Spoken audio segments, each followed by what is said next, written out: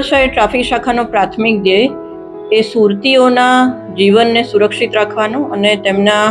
અમૂલ્ય જીવનને બચાવવાનો છે અને એના માટે હંમેશા સુરત શહેર પોલીસ એ પ્રયત્નશીલ હોય છે.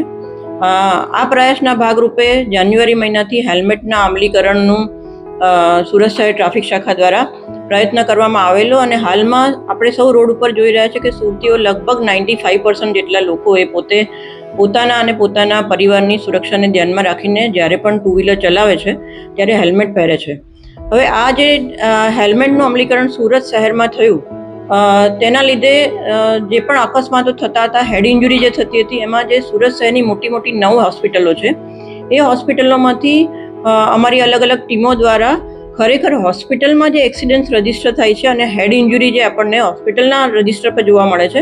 કે જે ખરેખર ઘણીવાર પોલીસ સ્ટેશન લેવલે એફઆઈઆર પણ નથી થતી હોતી, એવો રિયલ ડેટા એનાલિસિસ કરી અને એવું એક ફાઇન્ડિંગ્સ અમારા દ્વારા કરવામાં આવ્યું છે કે જેમાં દરેક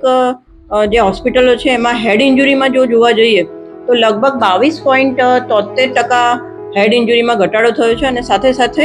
18 જેટલા ફેટલ એક્સિડન્ટ્સમાં ઘટાડો થયો છે, જે ખરેખર એવું કહી શકાય કે સુરતીઓના જીવ બચાવવા માટે અમે જે પ્રયાસ કર્યો હતો એમાં ક્યાંક ને ક્યાંક અમે સફળ નીવડ્યા છીએ. પરંતુ હજી પણ વધારે હેડ ઇન્જુરીમાં ઘટાડો થાય અને હજી પણ અકસ્માતો જે છે એ હેલ્મેટ ના પહેરવાના લીધે અવારનવાર સુરત શહેરમાં જે બની રહ્યા છે, એવા તબક્કે હું સુરતીઓને ચોક્કસપણે અપીલ કરીશ કે જ્યારે આટલું સારું રિઝલ્ટ એ ફક્ત હેલ્મેટ પહેરવાના લીધે આવી શકતું હોય તો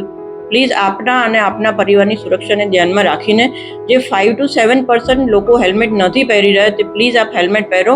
રાત્રે નીકળો, દિવસે નીકળ્યો કે બપોરે નીકળો, ફક્ત સુરત શહેર ટ્રાફિક શાખાથી બચવા માટે નહીં પરંતુ તમારા પોતાના જીવની સુરક્ષા માટે અને તમારા પરિવારની